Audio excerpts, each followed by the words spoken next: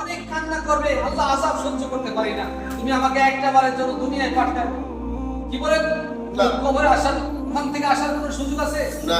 আজকে দেখেন এই চোখের পানি, আজকে ওনার চোখের পানি এসে গেছে কবরের কথা শুনে। আজকে আজকে আমাদের হৃদয়টা গলে না অন্ধকার কবরের কথা শুনে। আমাদের সবার অন্ধকার কবরে দাঁড়িয়ে হবে। আমরা এই জন্য নামাজটা ঠিক মতো পড়বো ইনশাআল্লাহ। ইনশাআল্লাহ। কোনো ভয় নাই। আল্লাহ তাআলা বান্দার গুনাহ মাফ করার জন্য প্রতিদিন প্রথম আসমানে আয়েশা বলে, আলা আমি মুস্তাগফিরিন ফাগফিরলা, কে আসো তুমি গুনাহ করছো, আমার কাছে মাফ চাও, আমি আল্লাহ তোমাকে ক্ষমা করে দেব।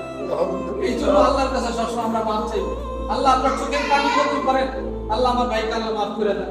আপনি দোয়া করুন ইনশাআল্লাহ, আপনি আমার জন্য দোয়া করুন। হ্যাঁ আল্লাহ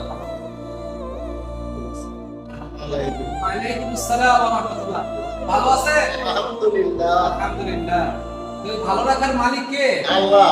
আল্লাহ তাআলা। আমাদের সব কিছু আল্লাহ তাআলাই করেন, ঠিক না? এই জন্য আল্লাহ এই যে হায়াত দিয়েছে। এই দেখেন এক সময় দাড়ি আপনার কালো ছিল, এখন সাদা হয়ে গেছে। সাদা বানাইছে কে? আল্লাহ। মানুষ ইচ্ছা করলে পারবে? না। কোনোদিন সম্ভব না। এই জন্য আমার এই হায়াতের জিন্দেগি এক সময় শেষ হয়ে যাবে, আমার কবরে চলে যেতে হবে। আপনি এক সময় তাগড়া যুবক ছিলেন, নওজোয়ান ছিলেন, আপনার সেই যৌবন আজকে কোথায় চলে গেছে? এক সময় আপনাকে অন্ধকার কবরে চলে যেতে হবে। এখন ওই অন্ধকার কবরের জন্য আমরা কি তৈরি করলাম? আমাদের নামাজ এক নম্বরে গুছাইতে হবে। ওই কবরে যাওয়ার পরে আর কেউ ফিরে আসতে পারবে না। যত চেষ্টা করুক আসার জন্য, যত চেষ্টা করুক